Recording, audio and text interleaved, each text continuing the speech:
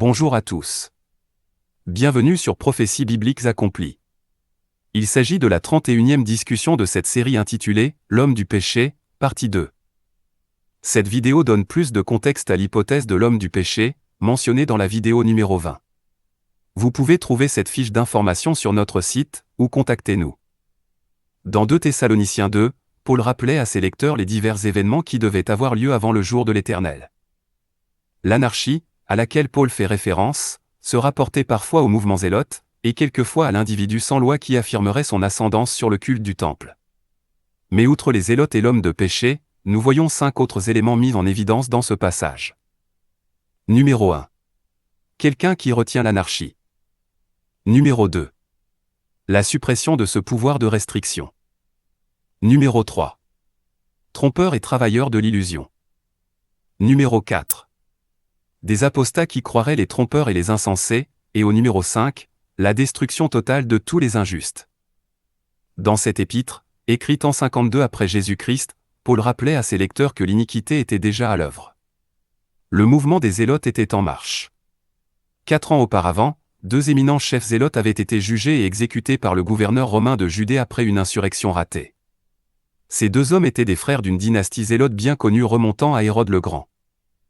Les zélotes fanatiques étaient apparentés, philosophiquement, aux pharisiens, mais avec une énorme différence, une opposition intransigeante à la domination romaine. Ils ont dit qu'ils voulaient que seul Yahweh règne sur eux.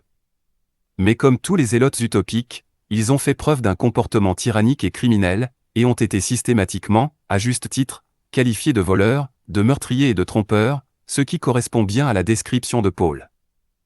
Ici, Paul parle de ceux qui pouvaient les maîtriser, comme les gouverneurs romains qui capturaient et poursuivaient à plusieurs reprises, les zélotes ainsi que les délinquants fanatiques.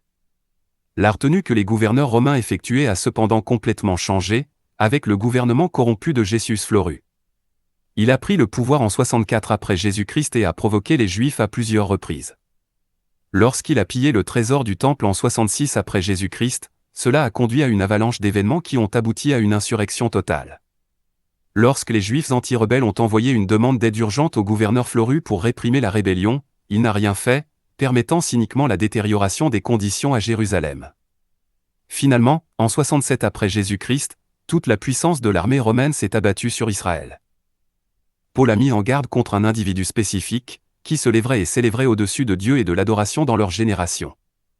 En tant que second commandant, le gouverneur autoritaire et très respecté du temple, Éléazar, fils d'Anania, contrôlait le trésor et l'armée du temple.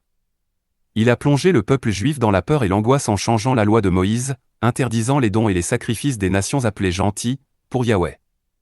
De nombreux juifs ont vu cela comme un terrible présage.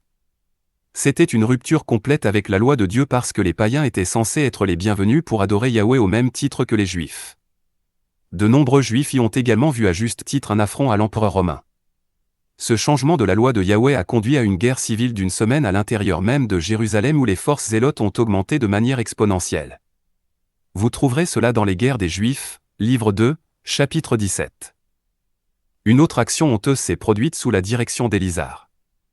Les prêtres du temple se détournèrent de leurs devoirs sacrés et solennels pour se préparer à la guerre contre Rome. Cette souillure du temple était en totale opposition avec son but sacré, ensuite, bien sûr, contraire aux enseignements du sermon sur la montagne de leur Messie Yeshua, Jésus-Christ. Un troisième outrage sous Éléazar fut le meurtre pur et simple de soldats romains qui s'étaient rendus de bonne foi. Ce massacre a eu lieu le jour du sabbat, un jour où les Juifs n'étaient même pas censés se battre, et encore moins tuer des hommes sans armes de manière aussi déshonorante. Nous voyons donc ici qu'Éléazar s'intègre facilement, comme un homme de péché. Il ne manquait pas de chefs zélotes fanatiques motivés par leurs égos et d'autres personnes prêtes à jouer le rôle de prophète pour faire de la propagande au peuple en faveur d'une guerre contre Rome. Les dirigeants et leurs disciples étaient dans l'illusion que Yahweh était de leur côté et qu'ils pouvaient conquérir l'empire et gouverner le monde romain. Flavius Joseph met en évidence un oracle qui leur a fait croire qu'ils gagneraient.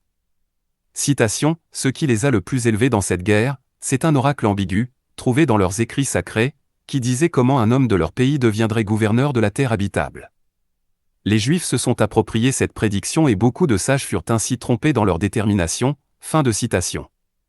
Les guerres des Juifs, livre 6, chapitre 5. Flavius Joseph documente les horribles souffrances, la trahison et la dévastation de cette guerre qui a mis fin au judaïsme de l'Ancienne Alliance en 70 après Jésus-Christ. Nous vous recommandons vivement de lire les écrits de Flavius Joseph, Guerre des Juifs, pour vous aider à mieux comprendre l'eschatologie du Nouveau Testament. Ceux qui croient que la seconde venue est un avenir futur pour nous, et qui pourrait arriver à tout moment, ne paraissent pas voir, et comprendre que cette position n'est pas logique. Paul a averti qu'un drame concernant le temple devait d'abord avoir lieu. À moins qu'il n'y ait un temple, il ne peut y avoir de drame du temple et donc pas de seconde venue prochaine. Merci de nous avoir écoutés et rejoignez-nous dans une autre vidéo. Shalom.